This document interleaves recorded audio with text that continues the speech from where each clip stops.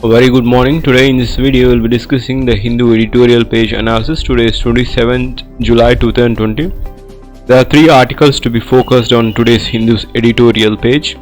The three articles is regarding the Prashant Bhushan and also Chief Justice of India, how the things are going on regarding the chilling effect of criminal contempt and a motorcycle and the art of the court of management regarding scandalizing as a contempt on Prashant Bhushan proceedings against the CJI. The first article is on the chilling effect on the criminal contempt. This article focuses upon the silencing criticism will harbor respect on the judiciary. It is also regrettable that judges believe that the criticism is being held in judiciary due to the pandemic situation had brought all the activities at a virtual standstill, even as the workplace and institutions are slowly and tentatively getting back on their feet. The focus is on ensuring that the more important things get done first.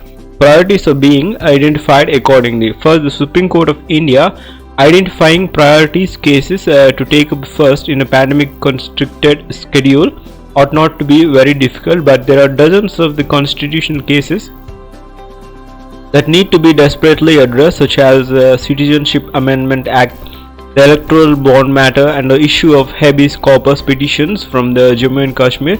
But it's disappointing that the umbrage at the two tweets, that is, it is said that these tweets brought the administration of the justice is disrepute and are capable of undermining the dignity and authority of the institution and the office of Chief Justice of India, in particular its response to these two tweets as the initiative of suo motu proceedings to criminal contempt against the author of those tweets, the lawyer and a social activist Prashant Bhushan. This need to respect the authority and the dignity of the court, which has monarchical origins from when the King of England delivered judgment himself, but over the centuries with the judiciary role now have been handed over to the judges. Showing extreme deference to the judges does not sit well with the idea of democracy. The UK Law Commission that in 2012 report recommending the abolition of the law of contempt said that the law was originally intended to maintain a blaze of glory around the courts, and also the purpose of the offense was not confined to preventing the public from getting the wrong ideas about the judges, but that where these are shortcomings, and is equally important to prevent the public from getting the right idea. A wide field in India, the objective for the contempt is stated to be safeguard the interests of the public, and also suo motu powers on the courts to initiate such proceedings only serve a complicated manner, and the truth and good faith were not recognized as valid defenses. The Delhi High Court, despite truth and good faith raised as the defenses proceeded, the sentenced the employer of Midday for the contempt of court for portraying a retired Chief Justice of India in an unfavorable light. Justice V.R. Krishna Iyer famously termed the law of contempt as having a vague and wandering jurisdiction with uncertain boundaries. Contempt law, regardless of public good, may unwittingly trample upon civil liberties. It is for us to determine what is the extent of such trampling we are willing to bear. A law for criminal contempt is completely asynchronous with our democratic system, which recognizes freedom of speech and expression as a fundamental right. The loss of public confidence combined with the liberal exercise of suo motu powers can be dangerous, for it can amount to the court signaling that it will not suffer any kind of critical commentary about the institution at all. In this manner, the judiciary could find itself in an uncanny parallel with the executive in using the law for chilling effect. The absolute abroad, it means that Canada ties it tests for contempt to real, substantial and immediate dangers to the administration, whereas American courts also no longer use the law of contempt in response to the comments of judges or legal matters. This is regarding the abroad issues of how the courts are dealing with. In England too, where from We have inherited the unfortunate legacy of contempt of law. The legal positions have evolved, but Indian courts have not been inclined, or at least not always, to display this same maturity and unruffled spirit as their peers elsewhere. By entertaining a petition based on the FIR that even a local police station does not see fit as an act of upon it, the Supreme Court is doing its own reputation and credibility considerable harm for scandalizing its authority with malified intentions. She was punished for contempt of the court and sentenced to the day's imprisonment with fine. It is regrettable that the judges believe that silencing criticism will harbor respect for the judiciary. On the contrary, surely any efforts to artificially prevent free speech will only exacerbate the situation further. This is regarding the things so far done according to the Chief Justice of India and Prashant Bhushan, but there are two observations and the links are: simultaneously with the Indian Supreme Court decision to commence contempt proceedings against Mr. Bhushan, the Pakistan Supreme Court hinted at banning YouTube and other social media platforms for hosting what it termed objectionable content that incited hatred for institutions such as army, the judiciary, the executive, and so on. The eerie similarity between the two sets of observations arises concern about which direction of Indian Supreme Court sees itself heading. One can only hope that these fears are unwarranted. This is regarding the observations and the links by the Supreme Court and different cases. The next article is also focused upon the same content: a motorcycle and the art of court management. In a contempt of court cases, one must tread carefully or not at all. There are questions for the judiciary too. Mr. Prashant Bhushan, a senior lawyer and indefeatable campaigner for the public causes come thorn in flesh for other sides, recently put out a tweet with a photograph where he criticized Mr. Justice Bobde, the current Chief Justice of India, for riding an expensive motorcycle at the time when a court is under lockdown. No one can abuse Mr. Bhushan of modernization, and clearly he was off the mark here. The courts are shut because of the world is in lockdown.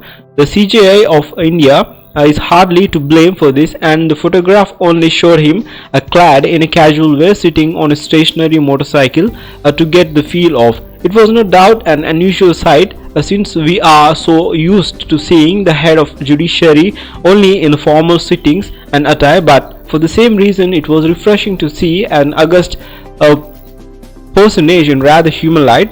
Many of us have pleasant recollections of our motorcycle days with the wind at our feet and a world at our feet. Wind at our face and a world at our feet. Perhaps the CJI was going back down memory lane through the happier days.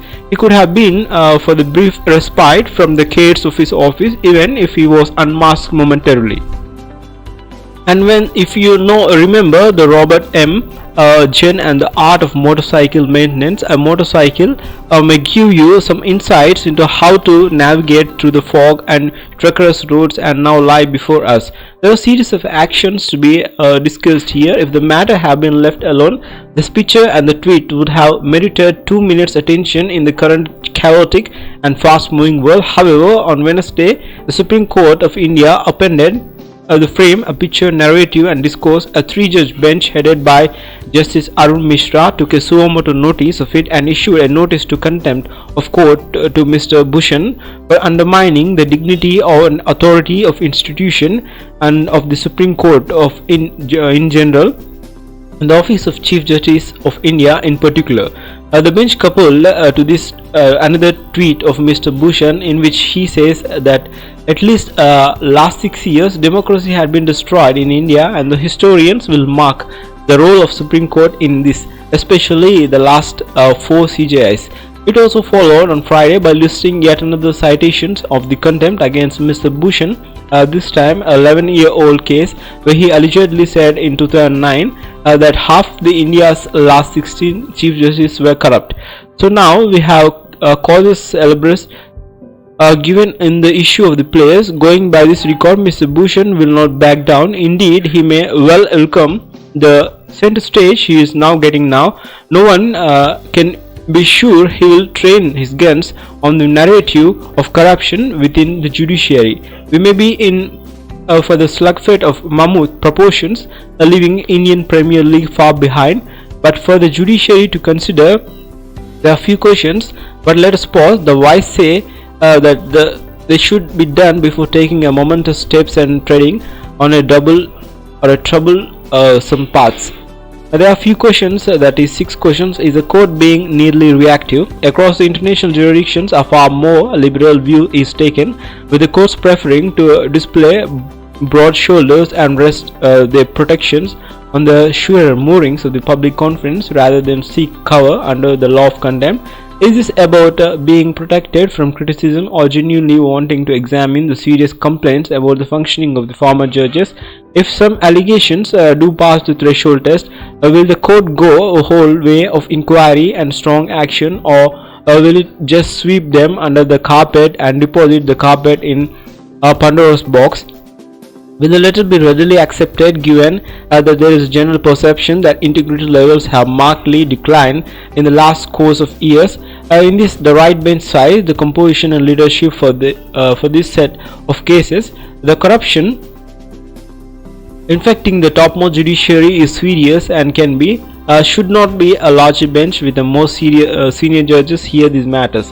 But Justice Mishra and Mr. Bhushan had a frequent confrontations in the court in 2019 contempt case relating to the appointment of director of Central Bureau of Investigation. Mr. Bhushan had even petitioned that the judge should not hear this matter. The memory still exists in the unprecedented press conference held in 2018 by 4 senior most justices of court expressing their unhappiness at assigning sensitive cases to Justice Mishra. There are also perceptual difficulties in thinking that this is the best bench for this case. Is this the right time for the issues to be taken up? COVID-19 had brought forth the standstill of the courts, which have been grappling with the mass of cases. But why this is now? How will this bar respond? It will be careful watching whether one of which own is receiving the fair treatment from the bench. Lawyers have ideological and personal divides, but the bar has astonishing capacity to join the ranks against the authority that exceeds bounds. It is also, after all, the DNA of common lawyers to keep arbitrary state authority in its place, for which this country must be ever grateful. So think and act should be done. Contempt of court cases are usual between the court and contender. Others do not much of the say where an order has been disobeyed. This is regarding the contempt of the court. The second and the next article is on scandalizing as a contempt on proceeding against Prashant Bhushan. So this is also continued part, I can just say. Time to revisit the idea of scandalizing is contempt law assure in judicial accountability.